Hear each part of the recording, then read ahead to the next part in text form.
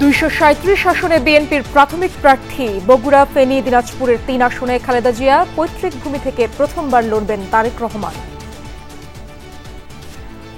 দিনাজপুর সদর থেকে বেগম খালেদা জিয়া, বগুড়া 6 তারেক রহমান।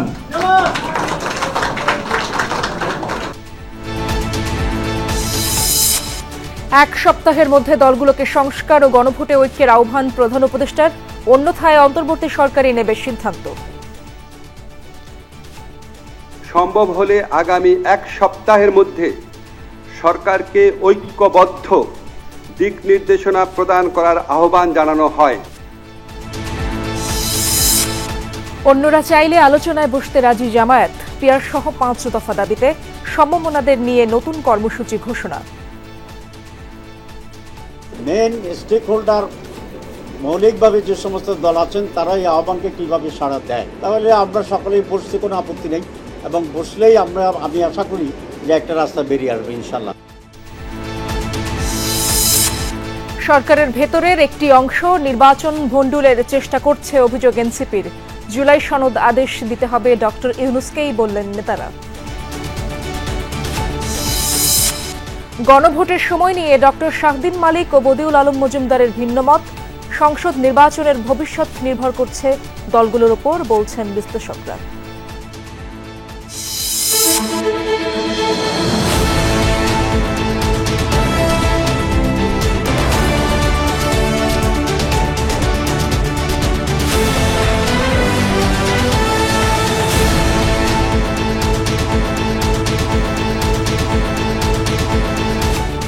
আমন্ত্রণ সন্ধ্যার বাংলাদেশে, আপনাদের সঙ্গে আছি আমি ইশরাত জাহান।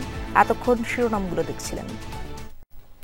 আসন্ন ত্রয়োদশ জাতীয় সংসদ নির্বাচনকে সামনে রেখে 237টি আসনে দলীয় প্রার্থীদের প্রাথমিক তালিকা ঘোষণা করেছে বিএনপি, যেখানে দিনাজপুর 3, বগুড়া 7 ও ফেনী 1 আসনে নির্বাচন করবেন বিএনপি চেয়ারপারসন খালেদা জিয়া। এছাড়া বগুড়া 6 আসন থেকে প্রথমবারের মতো নির্বাচন করবেন বিএনপির ভারপ্রাপ্ত চেয়ারম্যান তারেক রহমান। সোমবার বিকেল 5:30টায় রাজধানীর গুলশানে চেয়ারপারসনের রাজনৈতিক কার্যালয়ে সংবাদ সম্মেলনের মাধ্যমে তালিকা প্রকাশ করেন দলটির মহাসচিব মির্জা ফখরুল ইসলাম আলমগীর। তিনি জানান, বিএনপি চেয়ারপারসন বেগম খালেদা জিয়া 3টি আসনে নির্বাচন করবেন। আসনগুলো হল ফেনী 1, বগুড়া 7 ও দিনাজপুর 3। দলের ভারপ্রাপ্ত চেয়ারম্যান তারেক রহমান প্রার্থী হচ্ছেন বগুড়া 6 আসনে। এছাড়া ঠাকুরগাঁও 1 আসনে প্রতিদ্বন্দ্বিতা করবেন মির্জা ফখরুল ইসলাম আলমগীর। ঢাকা 14 আসনে নির্বাচন করবেন মায়ের ডাকের সঞ্জিদা তুলি। কক্সবাজার 1 আসনে ধানের শীষ প্রতীক পেয়েছেন সালাউদ্দিন আহমদ। এছাড়া সিরাজগঞ্জ 2 আসনে দলের স্থায়ী কমিটির সদস্য ইকবাল হাসান মাহমুদ টুকু। ভোলা 3 আসনে মেজর অবসরপ্রাপ্ত হাফিজউদ্দিন আহমেদ। ঢাকা 3 আসনে গয়েশ্বরচন্দ্র রায়। ঢাকা 6 আসনে ইশরাক হোসেন। ঢাকা 8-এ মির্জা আব্বাস। নেত্রকোনা 4 আসনে লুৎফুজ্জামান বাবর। গোপালগঞ্জ 3 আসনে SM জিলানি নির্বাচন করবেন। চট্টগ্রাম 7 আসনে সালাউদ্দিন কাদের চৌধুরীর ছেলে হুম্মাম কাদের দলের মনোনয়ন পেয়েছেন। প্রার্থী তালিকায় পুরাতনের পাশাপাশি এবার অনেক নতুন ও তরুণ মুখ জায়গা পেয়েছে। বাগেরহাটের 3টি আসনে কোনো প্রার্থী ঘোষণা করা হয়নি। মির্জা ফখরুল বলেন, নির্বাচনের জন্য বাকি 63 আসনে প্রার্থী তালিকা পরে ঘোষণা করা হবে। যেসব আসনে যুগপৎ আন্দোলনের সঙ্গীদের প্রার্থী থাকবে সেখানে বিএনপি সমন্বয় করবে।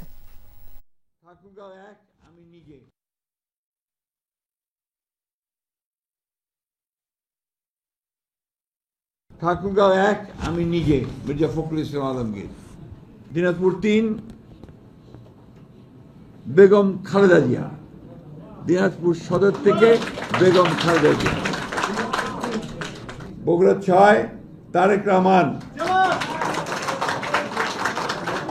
বগুড়া 6 বগুড়া 7 বেগম খালেদা জিয়া।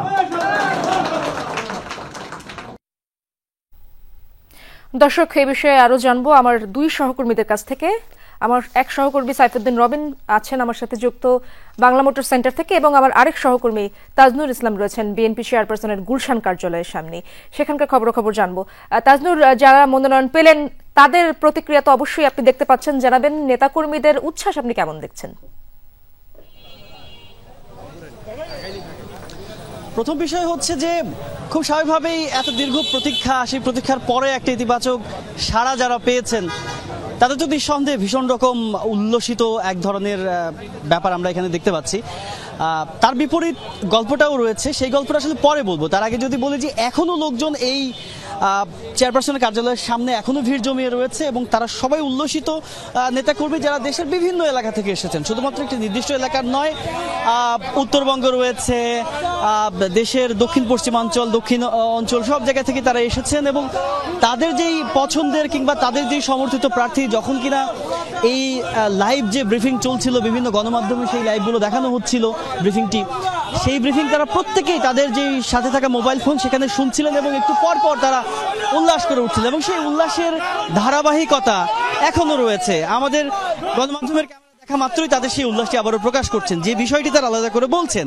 বিশেষ করে যারা এই আজকে সেই মনোনয়ন যাদের কনফার্ম হলো কিংবা নিশ্চিত হলো, যারা সামনের দিনে ধানের শীষ প্রতীক নিয়ে তাদের নিজেদের নির্বাচনী এলাকায় যারা প্রতিদ্বন্দ্বিতা করবেন, সেই সমস্ত নেতাদের যারা কর্মী আজকে এই চেয়ারপারসন অফিসের সামনে যারা এখন রয়েছেন, প্রত্যেকেই একটি কমন বিষয় যেটি বলছেন সেটি হচ্ছে যে ত্যাগীদেরকে মূল্যায়ন করা হয়েছে। সেই বিষয়টিকে তারা খুব বারবার করে আলাদা করে তারা বলছেন।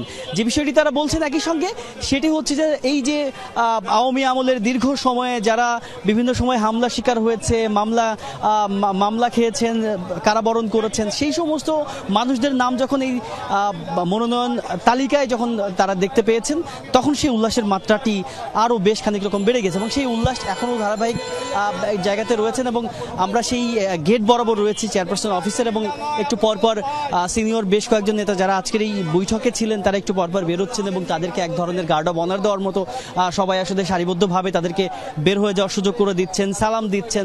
সাধারণত রাজনৈতিক যেই সংস্কৃতি বাংলাদেশে আমরা যেমনটি দেখে থাকি সেরকম সেই চর্চা এখনো গুলশান অফিসের সামনে রয়েছে। তবে বিপরীত গল্পটুকু ছোট্ট করে একটু বলতে চাই। হতাশ হওয়া মানুষের সংখ্যাও মানুষকেও আমরা দেখেছি, বিশেষ করে যারা প্রত্যাশা নিয়ে এই চেয়ারপারসন অফিসের সামনে এসেছিলেন যে হয়তো তাদের পছন্দের প্রার্থী কিংবা তাদের সমর্থিত প্রার্থীর নাম হয়তো এই তালিকায় আজকে দেখা যাবে। বিশেষ করে যেই 237 জনের নাম আজকে বিএনপি ঘোষণা করেছে আনুষ্ঠানিকভাবে, যখন তারা তাদের সেই পছন্দের প্রার্থীর নামটি তালিকায় দেখতে পাননি তখন বেশ হতাশ হয়েছেন এবং নানানভাবে উষ্মা প্রকাশ করেছেন। যদিও সবাই আসলে গণমাধ্যম কর্মীদের সঙ্গে কথা বলেছেন ব্যাপারটি তেমন নয়, তবে সেই ব্যাপারটি আমরা দেখেছি যে আনন্দের বিপরীতে সেই মনক্ষুণ্ণ হবার যে ব্যাপারটি সেটিও আমরা দেখেছি। তবে এই মুহূর্তে উল্লাসটি আমরা দেখছি, সেই উল্লাসকেই সামনে রাখতে চাই এবং সেই ব্যাপারটি হচ্ছে সামনের দিনে জাতীয় নির্বাচন, সেই নির্বাচনে এই উল্লাসের ধারাবাহিকতা বজায় রাখবেন তারা, বজায় রাখতে চান তারা এবং এই চেয়ারপারসন অফিস থেকে তারা গ্রামে কিংবা সেই নিজস্ব এলাকায় তারা ফিরে যাবেন। সেখানে গিয়েও তাদের এই যে রাজনৈতিক যেই কর্মকাণ্ড সেটি তারা পরিচালনা করবেন এবং ধানের শীষের পক্ষে তারা প্রচারণা চালাবেন। তাজনুর, অনেক ধন্যবাদ আপনাকে। দর্শক, আমাদের সহকর্মী সাইফুদ্দিন রবিন আমার সাথে যুক্ত আছেন। রবিন, আপনার কাছ থেকে বেশ কয়েকটি বিষয়ে জানার ছিল, দর্শকদের জানানোর ছিল। মনোনয়ন প্রত্যাশীদের মধ্যে উল্লেখযোগ্য কারা কারা বাদ পড়লেন সেই খবর কি আপনি পেয়েছেন কিনা, এবং একই পরিবারের দুজনকে মনোনয়ন দেওয়া হবে না এমন ঘোষণা কিন্তু ছিল, শেষ পর্যন্ত তাই কি বলবৎ থাকলো? হ্যাঁ, শেষ পর্যন্ত তাই ঘটলো। অর্থাৎ একই পরিবারের দুইজন প্রার্থী, সম্ভাব্য প্রার্থী, এবং তাদের প্রার্থী হওয়ার যোগ্যতাও ছিল অনেক ক্ষেত্রে, কিন্তু সেই জায়গাটায় বিএনপি খুব কঠোর অবস্থানেই রয়েছে। অর্থাৎ একই পরিবারের দুইজন সদস্যকে প্রার্থী ঘোষণা করা হয়নি বা তাদের সেই প্রার্থিতার প্রতিদ্বন্দ্বিতার সুযোগটুকু ছিল না বা নেই। 237টি যে আসন ঘোষণা করা হয়েছে সেখানে এই বিষয়টি বেশি স্পষ্ট হয়েছে। বরং কিছু কিছু আসনে, যেমনটি যদি বলতে চাই, প্রথম যে সংসদীয় আসন পঞ্চগড় 1, সেখানে যিনি প্রার্থী হয়েছেন ব্যারিস্টার নওশাদ জমির, তিনি ব্যারিস্টার জমির উদ্দিন সরকারের ছেলে। ব্যারিস্টার জমির উদ্দিন সরকার সাবেক স্পিকার এবং বিএনপির স্থায়ী কমিটির সদস্য, তিনি নির্বাচন করছেন না, করছেন তার ছেলে ব্যারিস্টার নওশাদ জমির। অন্যদিকে যদি বলতে চাই, বিএনপির স্থায়ী কমিটির আরেক সদস্য মির্জা আব্বাস, তিনি ঢাকা 8-এ এখন পর্যন্ত দলের ধানের শীষ প্রতীকে প্রতিদ্বন্দ্বিতার জন্য মনোনীত প্রার্থী। তাঁর স্ত্রী আফরোজা আব্বাস, যিনি জাতীয়তাবাদী মহিলা দলেরও সভানেত্রী বটে, তিনি ঢাকা 7-এ সম্ভাব্য প্রার্থী ছিলেন, কিন্তু সেই 7-এ এখন পর্যন্ত কোনো প্রার্থী চূড়ান্ত করা হয়নি, সেই আসনটি খালি রয়েছে। যদি বলতে চাই, বিএনপির স্থায়ী কমিটির আরেক সদস্য জনাব সালাউদ্দিন আহমদ, তিনি কক্সবাজার একটি আসন থেকে মনোনয়ন পেয়েছেন, কিন্তু তার স্ত্রী যিনি সাবেক সংসদ সদস্য বটে হাসিনা আহমেদ, তিনি মনোনয়ন পাননি। আর ডক্টর খন্দকার মোশাররফ হোসেন বিএনপি স্থায়ী কমিটির সদস্য, তিনি কুমিল্লা একটি আসন থেকে মনোনয়ন পেয়েছেন, কিন্তু তার ছেলে ব্যারিস্টার মারুফ হোসেন তিনিও সম্ভাব্য প্রার্থী ছিলেন, তাকে মনোনয়ন দেওয়া হয়নি। মনোনয়ন দেওয়া হয়নি বিএনপি স্থায়ী কমিটির সদস্য আমির খসরু মাহমুদ চৌধুরীর ছেলে ইসরাফিল খসরুকে, তিনি সম্ভাব্য প্রার্থী হিসেবে মনোনয়ন চেয়েছেন, কিন্তু তাকেও মনোনয়ন দেওয়া হয়নি। বরং চট্টগ্রাম 10 আসন থেকে মনোনয়ন পেয়েছেন আমির খসরু মাহমুদ চৌধুরী। অর্থাৎ এটি হচ্ছে বিএনপির একেবারে শীর্ষ পর্যায়ের নেতৃত্ব। ইকবাল হাসান মাহমুদ টুকু, তিনি বিএনপি স্থায়ী কমিটির সদস্য, সিরাজগঞ্জের একটি আসন থেকে মনোনয়ন পেয়েছেন, তাঁর স্ত্রী সম্ভাব্য মনোনয়ন প্রত্যাশী ছিলেন আরেকটি আসন থেকে, তাকেও মনোনয়ন দেওয়া হয়নি। এই শীর্ষ নেতাদের পরিবারের সদস্যদের যখন এরকমটি ঘটলো, নিশ্চয়ই বলার কোনো অপেক্ষা নেই যে আসলে অন্যান্য বেলায়ও একই রকম ঘটনা ঘটেছে। তবে বিএনপি স্থায়ী কমিটির সদস্য গয়েশ্বরচন্দ্র রায়, তিনি যেমন ঢাকার একটি আসন থেকে, ঢাকা 3 থেকে তিনি মনোনয়ন পেয়েছেন, তার পুত্রবধূ নিপুণ রয় চৌধুরী, যিনি বিএনপির বেশ সক্রিয় একজন কর্মীও বটে এবং ঢাকা জেলা বিএনপির সদস্য সচিব, সে সঙ্গে নারী ও শিশু কল্যাণ ফোরাম নামে একটি আলাদা প্ল্যাটফর্মের তিনি সদস্য সচিব, তাকে মনোনয়ন দেওয়া হয়নি, গয়েশ্বরচন্দ্র রায়ের পুত্রবধূ। কিন্তু আবার নিপুণ রায় চৌধুরীর বাবা নিতাই রায় চৌধুরী, যিনি বিএনপির ভাইস চেয়ারম্যান, তিনি কিন্তু মনোনয়ন পেয়েছেন মাগুরার একটি আসন থেকে। সেক্ষেত্রে যদি সম্পর্কের বেলায় বলতে চাই, এটি একটি সম্পর্কযুক্ত মনোনয়ন হয়েছে, কিন্তু বাস্তবে নিতাই রায় চৌধুরী নিজেও দীর্ঘদিন রাজনীতি করেছেন, তার ত্যাগ, তার দলের প্রতি যে ডেডিকেশন, সেটা নিয়ে কোনো সন্দেহ নেই। অবশ্যই স্থানীয় পর্যায়ে এবং বিগত দিনের বারবার নির্বাচিত হওয়া, প্রতিদ্বন্দ্বিতা করা, সেসবের বিবেচনায় দল হয়তো এই সিদ্ধান্ত নিয়েছে। এর বাইরে দল আসলে স্বজনদের বেলায় বাড়তি কোনো মনোনয়ন প্রত্যাশীকে মনোনয়ন দেয়নি, অন্তত এই 237টি যে মনোনয়ন ঘোষণা করা হয়েছে সেই জায়গাটায়। যদি বলতে চাই উল্লেখযোগ্য প্রার্থী, সম্ভাব্য মনোনয়ন প্রত্যাশী ছিলেন, তাদের মধ্যে অনেকেই মনোনয়ন পাননি। যদি বলি যে চুয়াডাঙ্গা 1 আসনের কথা, বিএনপির ভাইস চেয়ারম্যান শামসুজ্জামান দুদু, তার মনোনয়ন পাওয়ার সম্ভাবনা ছিল। বিগত দিনে তিনি চুয়াডাঙ্গা 1 থেকে বারবার প্রতিদ্বন্দ্বিতা করেছেন ধানের শীষ প্রতীকে, কিন্তু এবার তিনি মনোনয়ন পাননি। সেই জায়গায় মনোনয়ন পেয়েছেন স্থানীয় মোহাম্মদ শরীফুজ্জামান, যিনি চুয়াডাঙ্গা জেলা বিএনপির সাধারণ সম্পাদক, তিনি মনোনয়ন পেয়েছেন। অনেকেই মনোনয়ন পাননি। বাকি যে 43 আসনে মনোনয়ন দেয়নি বিএনপি, সে ব্যাপারে জানতে চাই। এসব আসন কি জোটের শরিকদের জন্য রাখা হয়েছে কিনা, এবং তার মানে কি জোট খুব বেশি একটা বড় হচ্ছে না, আমরা কি বলতে পারি কিনা? ঠিক এরকমটি নয়, এখনো চূড়ান্ত সমীকরণ আসলে বলা মুশকিল যে শেষ পর্যন্ত জোট আসলে কত বড় হয়ে ওঠে। যদিও বিএনপি বলছে বৃহত্তর জোট করবে, কিন্তু বৃহত্তর জোট যদিও হয়, সেক্ষেত্রে সেই জোটের জন্য প্রার্থীদের জন্য কতটা আসন বরাদ্দ থাকবে সেটি আসলে এই সংখ্যা থেকে স্পষ্ট অনেকটা। বিএনপি বেশ শক্ত অবস্থানেই আছে যে বাকি আসনগুলো তারা, আপনি যেমনটি বলছেন 43টা আসন, সেই আসনগুলো আসলে যুগপৎ আন্দোলনে, দীর্ঘদিন যুগপৎ আন্দোলনে বলতে গেলে এই 5 আগস্ট অভ্যুত্থান পূর্ব সময়কার সময়ে প্রায় 15 বছরের দীর্ঘ আন্দোলন সংগ্রামে এবং সবশেষ 2018 নির্বাচনের পর যে দীর্ঘদিনের তাদের রাজপথের সক্রিয় আন্দোলন, সেখানে যুগপৎভাবে বিএনপির পূর্বের যে 20 দলীয় জোট সেটি বিলুপ্ত করার পর যেই সব দলগুলো তাদের সঙ্গে যুগপৎভাবে কর্মসূচি পালন করে এসেছে, গণতন্ত্র মঞ্চ কিংবা অন্যান্য প্ল্যাটফর্মের বিগত দিনের বিজেপি, যেমন আন্দোলন রহমান পার্থর নেতৃত্বাধীন বিজেপি কিংবা এনডিএম, এই যে দলগুলো, তাদের জন্য কিছু আসন বরাদ্দের কথা বলা হচ্ছে এবং সেই আসনগুলি সাধারণত এখান থেকে মিলবে। তবে একটা বিষয় উল্লেখ করার মতো, যেমনটি বলছিলাম যে সম্ভাব্য প্রার্থীদের মধ্যে বিগত দিনের নারী সংসদ যেমনটি ছিলেন শাম্মী আক্তার, নীলুফার চৌধুরী মনি, রেহানা আক্তার রানু, হেলেন জেরিন খান, তারা কিন্তু মনোনয়ন পাননি। এবং সে সঙ্গে উল্লেখ করার মতো চট্টগ্রামে যেমন মীর হেলাল, মীর নাসির, তার বাবা জীবিত অবস্থায় রয়েছেন, কিন্তু সেই জায়গায় মীর হেলাল মনোনয়ন পেয়েছেন। এইরকম কিছু তরুণ মুখকেও সামনে, যেমনটা বলছিলেন রবিন, অনেকেই মনোনয়ন পাননি, অনেকগুলো নামই আপনি তুলে ধরলেন। ধন্যবাদ আপনাকে রবিন আমাদের সাথে যুক্ত হওয়ার জন্য। দর্শক, যেমনটা জানাচ্ছিলাম, 237 আসনের প্রাথমিক প্রার্থী তালিকা প্রকাশ করেছে বিএনপি। এ নিয়ে তৃণমূলের নেতাকর্মীদের মধ্যে উৎসবের আমেজ বইছে, সেই খবরাখবরই জানবো। রাজশাহী থেকে যুক্ত হচ্ছেন আমার সহকর্মী তারেক মাহমুদ। তারেক, প্রার্থী তো ঘোষণা হয়েছে, নেতাকর্মীরা কি বলছেন, তাদের মধ্যে প্রতিক্রিয়া তো অবশ্যই দেখছেন, অনেকে উচ্ছ্বাস প্রকাশ করেছেন, এবং যারা মনোনয়ন পাননি তাদের কোনো প্রতিক্রিয়া আপনি জানতে পেরেছেন কিনা? ইশরাত, দীর্ঘ আন্দোলন সংগ্রামের পরে আসলে বিএনপির একদম যে তৃণমূলের নেতাকর্মীরা, তারা এই যে প্রার্থী ঘোষণার পরে আমরা যেমনটি দেখতে পাচ্ছি যে রাজশাহীতে বলা যায় যে একটি উৎসব চলছে বলা যায়। এবং তবে নেতাকর্মীদের যারা নেতা রয়েছেন তারা এবং সকলে কিন্তু নির্দেশনা দিচ্ছেন যে কোথাও যেন কোনো মিছিল, মিটিং এবং কোনো সব জায়গাতে যেন সবাই শান্তিপূর্ণভাবেই তারা আসে এবং কথা বলে, এবং নির্বাচনের যে সার্বিক যে প্রস্তুতি সেটি নেই। এখন পর্যন্ত রাজশাহীর যে 6টি আসনের মধ্যে আমি যতটুকু জানতে পেরেছি যে রাজশাহী 1 আসনে মেজর জেনারেল শরীফ উদ্দিন, 2 আসনে রাজশাহীর সাবেক মেয়র এবং এমপি মিজানুর রহমান মিনু 2 আসন থেকে, এবং 3 আসন থেকে শফিকুল ইসলাম মিলন, 4 আসন থেকে ডিএম জিয়াউর রহমান, এবং রাজশাহী 5 আসন থেকে নজরুল ইসলাম, 6 আসন থেকে আবু সাইদ চাঁদ। এই 6 জন তারা প্রার্থীর যে প্রাথমিক যে প্রার্থীর যে তালিকা সেটি কিন্তু প্রকাশ করা হয়েছে এবং জানানো হয়েছে। আমি যেমনটি দেখছি যে রাজশাহীর এই বিএনপির পার্টি অফিস থেকে শুরু করে যে বিএনপির যে কার্যালয়গুলো রয়েছে এই সব জায়গাতে আসলে বিএনপি নেতাকর্মীরা আসছেন। এখন রয়েছি রাজশাহীর সাবেক মেয়র এবং এমপি মিজানুর রহমান মিনুর বাসায়।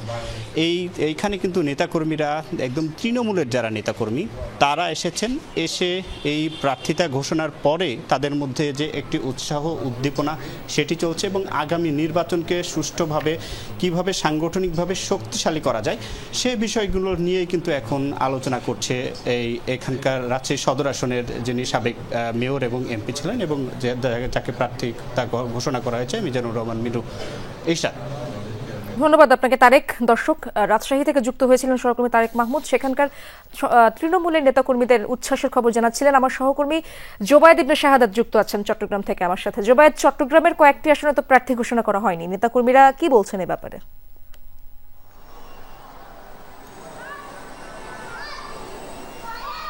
চট্টগ্রামের 16টি আসনের মধ্যে 6টি আসনে প্রার্থী ঘোষণা করা হয়নি, এবং 6টি আসনে ধারণা করা হচ্ছে জোটের প্রার্থী ঘোষণা করা হতে পারে। এবং যেই 10টি আসনে প্রার্থী ঘোষণা করা হয়েছে তার মধ্যে সবচেয়ে আলোচনায় বা চমকের জায়গাটা হচ্ছে চট্টগ্রামের যে 4 আসন সেটি, এবং সেই জায়গায় কাজী সালাউদ্দিন প্রাথমিকভাবে তিনি মনোনয়ন পেয়েছেন। তবে এই জায়গায় আরেকজন হেভিয়েট প্রার্থী ছিলেন যিনি ছিলেন আসলাম চৌধুরী, বিএনপির সাবেক যুগ্ম মহাসচিব, এবং তিনি বেশ প্রভাবশালী একজন নেতা বিএনপির, কিন্তু তার পরিবর্তে সালাউদ্দিনকে যেহেতু দেয়া হয়েছে সেই জায়গা থেকে এটি একটু আলোচনা এবং আলোচনার কেন্দ্রবিন্দুতে আছে।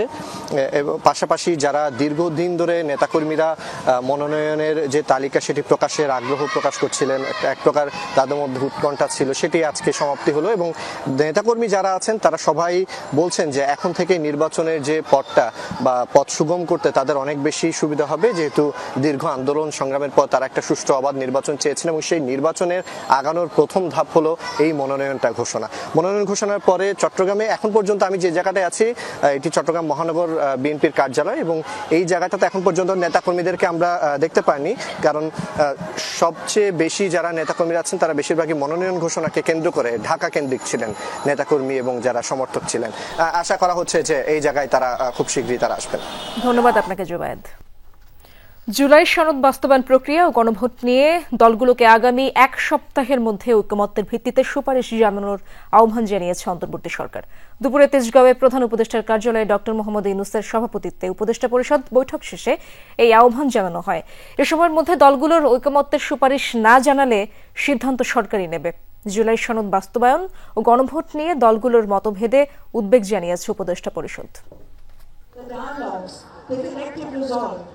দেশে বিদ্যমান রাজনৈতিক টানাপোড়েনের সূত্রপাত জুলাই সনদ প্রস্তুত ও তার পরবর্তী ঘটনা প্রবাহকে কেন্দ্র করেই। শুরুতেই এনসিপির স্বাক্ষর অনুষ্ঠান বয়কট, অনুষ্ঠানের দিন বিক্ষোভ সহিংসতা, এরপর শুরু হয় বিএনপি ও জামায়াতের মধ্যে প্রকাশ্য দ্বন্দ্ব।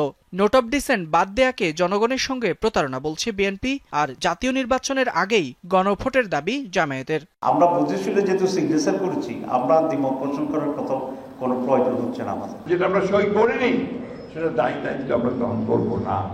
এমন প্রেক্ষাপটে সোমবার বিশেষ উপদেষ্টা পরিষদ বৈঠক অনুষ্ঠিত হয়। তেজগাঁওয়ে প্রধান উপদেষ্টার কার্যালয়ে ডক্টর ইউনূসের সভাপতিত্বে অন্যান্য উপদেষ্টারাও এতে অংশ নেন।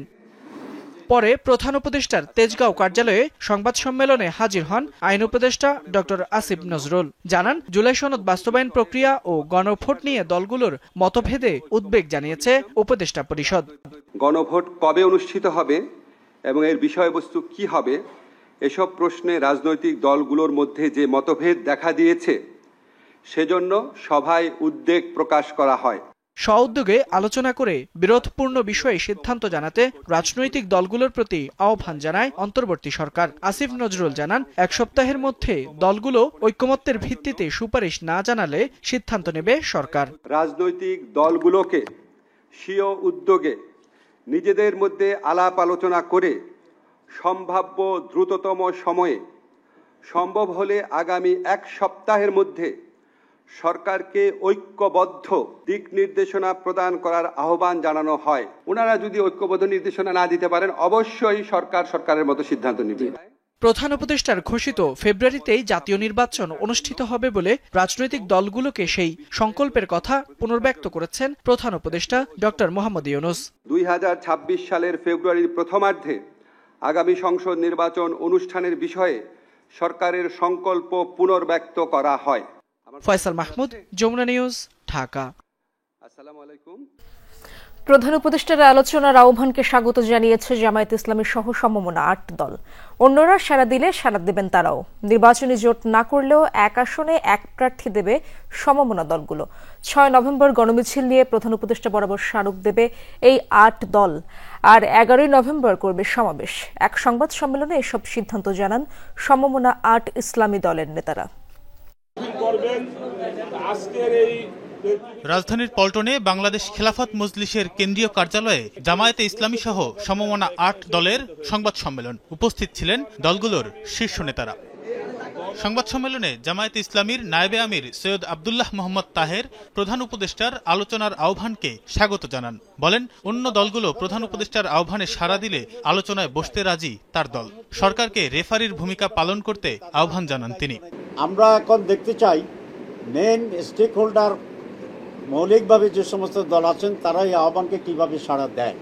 তো তারাও যদি একইভাবে আমাদের মতো সাড়া দেয়, তাহলে আমরা সকলেই বসতে কোনো আপত্তি নেই, এবং বসলেই আমি আশা করি যে একটা রাস্তা বেরিয়ে আসবে ইনশাল্লাহ। এ সময় বাংলাদেশ খেলাফত মজলিসের আমির মামুনুল হক জুলাই সনদ বাস্তবায়ন আদেশ জারি ও জাতীয় নির্বাচনের আগে পৃথকভাবে গণভোট আয়োজনের দাবি জানান। 6 নভেম্বর গণমিছিল নিয়ে প্রধান উপদেষ্টা বরাবর স্মারক প্রদান করবে এই 8 দল। 11 নভেম্বর করবে সমাবেশ। সমমনা দেশপ্রেমিক 8টি রাজনৈতিক দল থেকে আমরা স্পষ্ট ঘোষণা করছি, অনতিবিলম্বে জুলাই সনদ বাস্তবায়নের আদেশ জারি করতে হবে। জাতীয় নির্বাচনের আগে পৃথকভাবে জুলাই সনদ বাস্তবায়নের গণভোট আয়োজন করতে হবে। এই দাবিগুলোর বিষয়ে যদি সন্তোষজনক কোনো অবস্থান গ্রহণ করা না হয়, অগ্রগতি না হয়, তাহলে সেই ক্ষেত্রে আমরা 11 নভেম্বর রাজধানীতে সমাবেশ করব। জামায়াতের নায়েবে আমির বলেন, নির্বাচনী জোট না করলেও 1 আসনে 1 প্রার্থী দেওয়ার চেষ্টা করছে সমমনা 8 দল। আর ইসলামী আন্দোলন বাংলাদেশের আমির জানান, জাতীয় ইস্যুতে একসাথে থাকলেও জামায়াতের নেতৃত্বে জোট করছেন না তারা। জামায়াতের নেতৃত্বে ইসলামী দলগুলো, অন্যান্য দলগুলো আমরা একত্রিত হয়ে কাজ করছি বা আমরা জোটবদ্ধ হচ্ছি, এই ব্যাপারটা কিন্তু ওইভাবে আপনারা প্রচার করবেন না।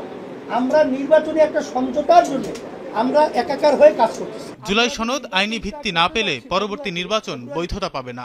5 দফার বিষয়ে অনড় অবস্থানে আছে 8 দল। তানফির সিদ্দিক, টিপু, যমুনা নিউজ, ঢাকা। সরকারের ভেতরের কোনো একটি অংশ নির্বাচনকে ভণ্ডুল করতে চাইছে বলে অভিযোগ জাতীয় নাগরিক পার্টি এনসিপির। দলটির নেতারা বলছেন, রাজনৈতিক দলগুলোর প্রস্তাব অনুযায়ী জুলাই সনদ বাস্তবায়ন করেনি সরকার। দাবি, জুলাই সনদ বাস্তবায়নের আদেশ দিতে হবে প্রধান উপদেষ্টা ডক্টর ইউনূসকেই। সন্ধ্যায় বাংলা মোটরে দলটির অস্থায়ী কার্যালয়ে এক সংবাদ সম্মেলনে এনসিপির সদস্য সচিব আক্তার হোসেন অভিযোগ করেন, সরকার জুলাই সনদ নিয়ে সাপলুডু খেলছে। বলেন, সরকারের ভেতরে একটি পক্ষ নির্বাচন বানচালের চেষ্টা করছে। গণভোটের সময় নিয়ে বিএনপি জামায়াতকে দ্বন্দ্ব নিরসনের আহ্বান জানান এনসিপির মুখ্য সমন্বয়ক নাসিরউদ্দিন পাটোয়ারি। বিএনপি চেয়ারপারসন বেগম খালেদা জিয়া 3 আসনে প্রার্থী হওয়ার শুভেচ্ছা জানান তিনি। বলেন, জুলাই অভ্যুত্থানের ফসল হিসেবে যেহেতু উনি নির্বাচন করতে পারছেন, সেহেতু বিএনপির উচিত সংস্কার বাস্তবায়নে এগিয়ে আসা।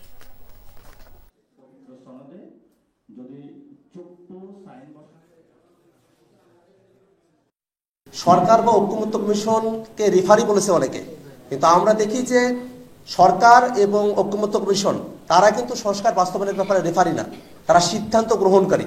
তাদেরকে সিদ্ধান্ত গ্রহণ করতে হবে সংস্কারের পক্ষে। দীর্ঘদিন ধরে কারাবন্দী ছিলেন খালেদা জিয়া, উনি 2টা আসনে প্রতিদ্বন্দ্বিতা করতে যাচ্ছেন। আমরা ওনাকেও স্বাগত জানাই যে এই 3টা আসনে প্রতিদ্বন্দ্বিতা করতে যাচ্ছেন।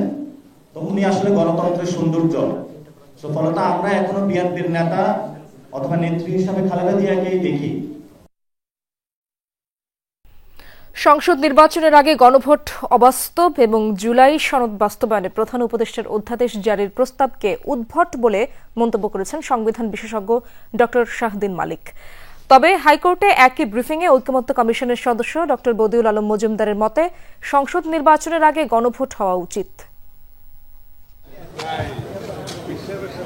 জুলাই সনদ বাস্তবায়নের অধ্যাদেশ এবং গণভোটের দিনক্ষণ নিয়ে মতবিরোধ রাজনৈতিক দলগুলোর মধ্যে। সনদ বাস্তবায়নে রাষ্ট্রপতি নাকি প্রধান উপদেষ্টা আদেশ জারি করবেন, সেই মতবিরোধ তুঙ্গে। সংসদ নির্বাচনের আগে গণভোট অবাস্তব এবং প্রধান উপদেষ্টার অধ্যাদেশ জারির প্রস্তাব উদ্ভট বলে মন্তব্য করেছেন সংবিধান বিশেষজ্ঞ ড শাহদিন মালিক। আগে সংসদ নির্বাচন হয়ে তাড়াতাড়ি, তারপর সংসদ যদি পাস করে মনে করে এটা গণভোটে দেওয়া দরকার, তখন এটা গণভোটে যাবে। আর এই 48টা প্রস্তাবের উপরে গণভোট মানুষ কেমন করে বুঝে হ্যাঁ না বলবে, এটা তো সম্পূর্ণ অবাস্তব একটা প্রস্তাব। একজন তাহলে তো এখন সুপ্রিম কোর্ট বলবে যে আমরা আইন পাস করবো, অথবা আইনসভা বলবো যে আমরা বিচার করবো। এটা তো হয় না, এগুলো তো আইনে নাই, এগুলো সব উদ্ভট ধারণা। তবে হাইকোর্টে এক ব্রিফিংয়ে ঐকমত্য কমিশনের সদস্য ড বদিউল আলম মজুমদার বলেন সংসদ নির্বাচনের আগে গণভোট হওয়া উচিত।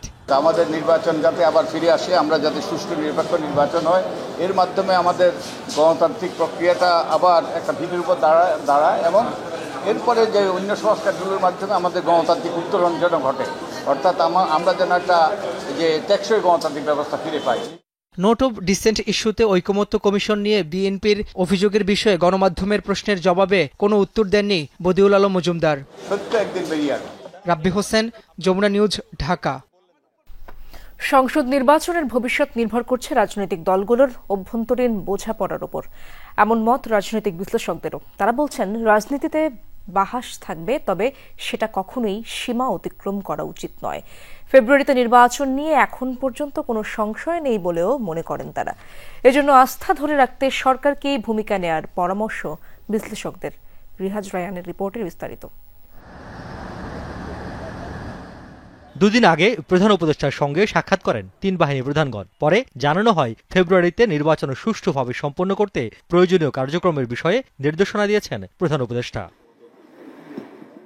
সংস্কার প্রস্তাব বাস্তবায়ন, নির্বাচন, গণভোট সহ অন্যান্য বিষয়ে আলোচনা হয় সোমবারের উপদেষ্টা পরিষদের জরুরি বৈঠকে। পরে সংবাদ সম্মেলনে রাজনৈতিক দলগুলোকে নিজেদের মধ্যে আলোচনার আহ্বান জানানো হয়। সম্ভব হলে আগামী 1 সপ্তাহের মধ্যে সরকারকে ঐক্যবদ্ধ দিক নির্দেশনা প্রদান করার আহ্বান জানানো হয়। এই দুটি বৈঠককে রাজনীতি এবং ফেব্রুয়ারির নির্বাচনের জন্য ইতিবাচক হিসেবে দেখছেন রাজনৈতিক বিশ্লেষকরা। বলছেন নির্বাচনের গ্রহণযোগ্যতা মূলত রাজনৈতিক দলগুলোর আচরণের উপর নির্ভর। জাতীয় নির্বাচন একটি বিশাল কর্মযজ্ঞ, এতে সব দলের, রাজনৈতিক দলের যারা অংশ নেবে তাদের মধ্যে একটি বোঝাপড়া থাকা উচিত। এখন যেভাবে এক দল আর এক দলের বিরুদ্ধে হুঙ্কার দিচ্ছেন, বাক্যমানে জর্জরিত করছেন, এটি যদি নির্বাচন পর্যন্ত থাকে তাহলে সুষ্ঠু নির্বাচন করা কঠিন হবে। সংকট নিরসনে যে সরকার প্রস্তুত বা সরকার যথাযথ পদক্ষেপ নিয়েছে বা নির্বাচনের দিকে যে আমরা ঠিকঠাক মতো যাচ্ছি, এই বিষয়ে কোনো ধরনের নিশ্চয়তা যদি দেশের সরকার প্রধানের কাছ থেকে সরাসরি আসে, তাহলে সেটা ডেফিনেটলি রিঅ্যাসিউরিং। সেটা আমার ধারণা রাজনৈতিক দলগুলো এখন যেমন একটু উত্তেজিত অবস্থায় আছে, সেটাকে একটু শান্ত করবে। গণভোট ইলেকশনের দিন হতে পারে, ইলেকশনের আগেও হতে পারে, তবে এটা কোনো মেজর ইস্যু বলে আমরা মনে করি না। প্রতীক ও গণভোট নিয়ে অনড় অবস্থানে ছিল এনসিপি। সেখান থেকে সরে এসেছে দলটি। এমনভাবে রাজনৈতিক সংকটের অনেক কিছুই কেটে গেছে বলে মনে করেন এই দুই বিশ্লেষক। রেফারেন্ডামের সময় আগে এই সাথে করা যেটা হচ্ছে যে এটা গুরুত্বপূর্ণ, বাট এটা এমন গুরুত্বপূর্ণ না যে যেটার কারণে আপনি হচ্ছে গিয়ে নির্বাচন সরিয়ে ফেলতে পারবেন। এবং স্টেটমেন্ট তৈরি করার ক্ষেত্রেও সতর্ক হওয়া দরকার, যে যেটা বলা হচ্ছিল যে গণভোট যদি নির্বাচনের আগে না হয় তাহলে নির্বাচন পিছিয়ে যাক, এই ধরনের যে কথাবার্তা, এইটা হচ্ছে গিয়ে সংশয় তৈরি করে। এই জিনিসপত্রগুলো থেকে আমার মনে হয় যে আমাদের খুব স্ট্রংলি নিজেদেরকে ডিস্টেন্স রাখা উচিত। রাজনীতিতে একটা সৌহার্দ্যপূর্ণ সম্পর্ক থাকা উচিত। তর্ক বিতর্ক করবে, আমরা 8 মাস ধরে তো 30টি রাজনৈতিক দল একসঙ্গে বসে বিভিন্ন বিষয়ে আলোচনা করেছেন, উত্তপ্ত আলোচনা হয়েছে। অন্যের মতের প্রতি সম্মান দেখানো, নিজের মত প্রতিষ্ঠা করার পক্ষে যুক্তি দেওয়া হবে, কিন্তু অন্যের মতকে গায়ের জোরে নাকচ করে না দেওয়া হয়। আমাদের রাজনৈতিক দলগুলোর মধ্যে এই প্রবণতা তো আছে যে সব কিছু তারা নিজের পক্ষে নিতে চায়। বিশ্লেষকরা বলছেন, গণভোট জুলাই সনদ বাস্তবায়নের বাহাসে নির্বাচন পেছানো বা ভণ্ডুলের কোনো শঙ্কা নেই। তবে চ্যালেঞ্জ আছে, কিভাবে এবং কতটা শান্তিপূর্ণ উপায়ে তা শেষ হবে। এখন আমরা যে জায়গায় দাঁড়িয়ে আছি, যেভাবে সরকার প্রতিশ্রুতি দিয়েছে যে তারা ফেব্রুয়ারির মধ্যে করবে, এবং আমরা এই প্রতিশ্রুতি সে কথা আমরা বারবার শুনেছি, এই জায়গা থেকে যদি সরকার সরে আসে তাহলে এইটা রাজনৈতিক দলগুলো কোনোভাবেই গ্রহণযোগ্য হবে না। স্পেসিফিক্যালি বিএনপির কাছে এটা কোনোভাবেই গ্রহণযোগ্য হবে না। অতীতে যারা রাজনৈতিক দলের যে সরকার ছিল তাদের নিজেদের একটা পক্ষ ছিল, সরকারি দলের হয়ে তারা অনেক সময় কাজ করেছে, বিরোধী দল অনেক নির্বাচন অংশ নেয়নি, তারপর একতরফা নির্বাচন হয়েছে। এই সরকারটা যেহেতু নির্দলীয়, তারা নিশ্চয়ই কোনো দলের পক্ষে বা বিপক্ষে কাজ করবে না। তাদের দায়িত্ব হবে নির্বাচনটি যাতে সুষ্ঠুভাবে হয়, সেক্ষেত্রে নির্বাচন কমিশনকে সহায়তা করা। নির্বাচন যত ঘনিয়ে আসবে, দলগুলোর মধ্যে তর্ক বিতর্ক তত বাড়বে। এগুলোকে ভোটারদের কাছে যাবার কৌশল বলে মনে করছেন বিশ্লেষকরা।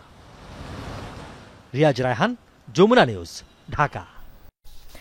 বাংলাদেশ খুব সংকটময় মুহূর্তে দাঁড়িয়ে আছে। গণতন্ত্রের পথে দেশ কিভাবে হাঁটবে সেটা নির্ভর করছে আগামী নির্বাচনের উপর। এই মন্তব্য করেছেন প্রধান নির্বাচন কমিশনার AMM নাসির উদ্দিন। সকালে আনসার PDPর নিরাপত্তা মহড়া ও প্রশিক্ষণ কার্যক্রম পরিদর্শন শেষে কথা বলেন CEC। ভোটের দায়িত্বে নিয়োজিতদের ওপর দেশ বিনির্মাণের দায়িত্ব পড়েছে বলেও মন্তব্য করেন তিনি।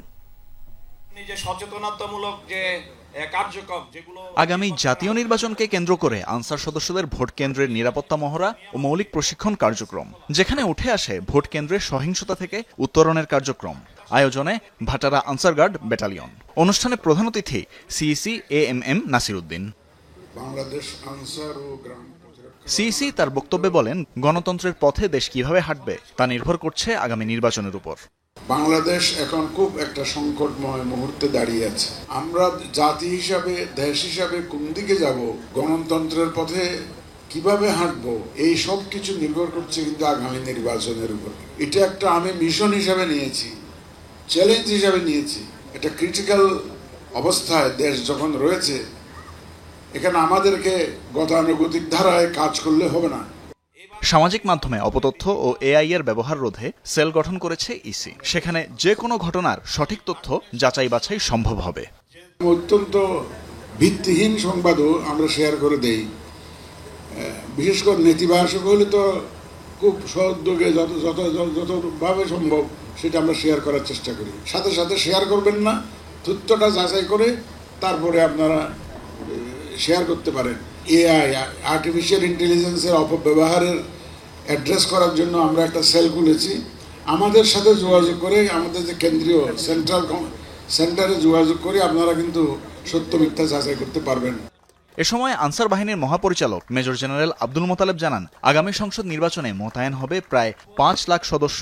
গত 1 বছরে 1,45,000 নতুন সদস্যকে নিয়োগ দেওয়া হয়েছে বলেও জানান তিনি।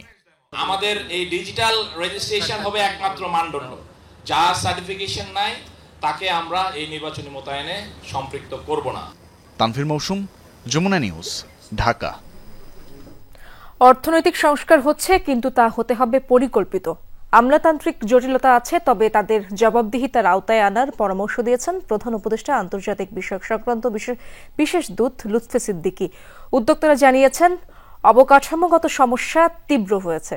ব্যবসা সহজীকরণের ক্ষেত্রেও সেসব সুখবর। নীতি সহায়তা না পাওয়া গেলে বন্ধ হবে অনেক উদ্যোগ। নির্বাচিত সরকারকে এসব বিষয়ে বিশেষ নজর দিতে হবে। কঠিন হয়েছে শিল্প উৎপাদন। অবকাঠামোগত সমস্যার পাশাপাশি আছে নীতি কাঠামোর প্রতিবন্ধকতা। দ্য ফাইন্যান্সিয়াল এক্সপ্রেসের উদ্যোগে ব্যবসার পরিবেশ সংস্কার সম্ভাবনা ও চ্যালেঞ্জ বিষয়ক সেমিনারে হতাশার কথা তুলে ধরেন উদ্যোক্তারা। বলেন, শিল্পে তীব্র হয়েছে বিদ্যুৎ ও জ্বালানি সংকট, স্বাভাবিক হয়নি ব্যাংক খাত, ব্যবসা সহজীকরণেও নেই সুখবর। এখনো কিন্তু এই জিডিপির 98% কন্ট্রিবিউটর হলো লোকাল ইনভেস্টররা। আমাদের foreign investor is not even 1%। Long term যদি করতে হয় ইজ অফ ডুইং বিজনেসের উপরে কিন্তু জোর দিতে হবে। অ্যাগ্রোকেমিক্যালস এই 54 বছরে এই সাধারণ প্রযুক্তির একটা জিনিস আমরা এখনো আমদানি করি প্রায় মোর দ্যান 90%। আমি কিন্তু এই জিনিস আমি এখনো উৎপাদন করতে পারি না, সরকারের ব্যারিয়ার। সবাই কিন্তু আমরা যাই একটা পলিটিক্যাল গভর্নমেন্ট আসবে, দ্যাট মানে এখন কিন্তু সেই গভর্নমেন্টের বেলাও একটা জিনিস খুবই জরুরি যে what they will inherit from this interim government. নানামুখী চ্যালেঞ্জের মুখে পোশাক খাত লোকসান দিয়ে উৎপাদন ধরে রেখেছে অধিকাংশ কারখানা, প্রতিষ্ঠান লোকসান দিচ্ছে তাও বলা যাচ্ছে না। ভরা পরিবেশে আমি বলতেও পারছি না যে আমি লস করছি, কারণ আমার ব্যাংকার বলবে যে তুমি যদি লস করো তোমাকে আমি ফাইন্যান্স করলে তো আমিও তো ঝুঁকিপূর্ণ চলে যাচ্ছি। তো আমরাও উইন্ডো ড্রেসিং করছি।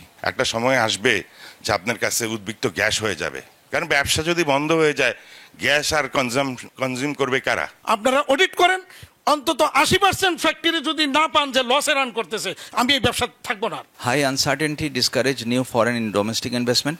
Capital machinery import LC opening of textile industry dropped by 25.42%. অনুষ্ঠানে বন্দর ব্যবস্থাপনায় নাজেহালের বর্ণনাও দেন একাধিক উদ্যোক্তা। একই সঙ্গে এনবিআর এর হয়রানির চিত্রও তুলে ধরেন কেউ কেউ। বলেন, যারা দেশ থেকে অর্থ নিয়ে চলে গেছে তাদের শাস্তি নিশ্চিত করতে হবে। সব জায়গায় টাকা দিতে হচ্ছে, ফি দিচ্ছি, আরেকটা ফি দিচ্ছি, দুটা ফি দিচ্ছি। এই জায়গাগুলি বন্ধ করতে হবে একটা জায়গায়, যে অ্যাকাউন্টেবল প্রসেস। যারা ডিফল্টার আছে, যারা জেনুইন ক্রিমিনালস, তাদের শেয়ার হোল্ডিংটাকে এটার থেকে, আমাদের ব্যাংকিং শেয়ার হোল্ডিং থেকে এটাকে সেপারেট করতে হবে। আমরা সবাই জানি কারা বড় ডিফল্টার, কারা দেশ থেকে টাকা নিয়ে গেছে। একদম নাম ধরে বলতে হবে যে এদেরকে আর ফার্দার বাংলাদেশের মাটিতে তাদেরকে কোনো সুযোগ দেওয়া হবে না। সংস্কার পদক্ষেপগুলো পরিকল্পনা মাফিক করলে তা দীর্ঘমেয়াদে টেকসই হবে। আমাদের একটা ডিজাইন লেভেলে রিফর্ম করতে হবে, যেটা আমাদের এই ঐক্যমত্য কমিশন এতগুলো কাজ করলো, তারপর অন্যান্য কমিশনগুলো করলো, আমাদের এই ইকোনমিক সেক্টরে এটা হয়নি। অর্থনীতির স্বার্থে স্থানীয় উদ্যোগগুলো বাঁচিয়ে রাখার বিকল্প নেই। এফটিএ, পিটিএ কিচ্ছু হচ্ছে না। রিমন রহমান, যমুনা নিউজ, ঢাকা। সরকারের প্রস্তাবে রাজি হয়ে মার্চে টঙ্গীতে বিশ্ব ইজতেমা করবে তাবলিগ জামাত। সংবাদ সম্মেলনে একথা জানিয়েছে শুরাই নিজাম। পাশাপাশি গত আয়োজনে ইজতেমা মাঠে হত্যাকাণ্ডে জড়িতদের গ্রেফতার সহ সাজা নিশ্চিতের দাবি জানান তারা। বিকেলে জাতীয় প্রেসক্লাবে এক সংবাদ সম্মেলনে জানানো হয়, তাবলিগের কার্যক্রম শুরাই নিজামের তত্ত্বাবধানেই হবে। বিদেশি মেহমানদের যথাসময়ে উপস্থিতি নিশ্চিত করতে নভেম্বরের শেষ সপ্তাহের মধ্যেই ভিসা প্রক্রিয়া সহজীকরণ সংক্রান্ত পরিপত্র জারির কথা বলেন বক্তারা। এ সময় দাবি করা হয়, গেল আয়োজনে সাদপন্থীদের মাধ্যমেই হামলা হয়েছে, তবে এর তদন্তে দৃশ্যমান কোনো অগ্রগতি নেই। ব্রিফিংয়ে বলা হয়, সাদপন্থীরা ইজতেমা আয়োজনের কোনো অধিকার রাখে না।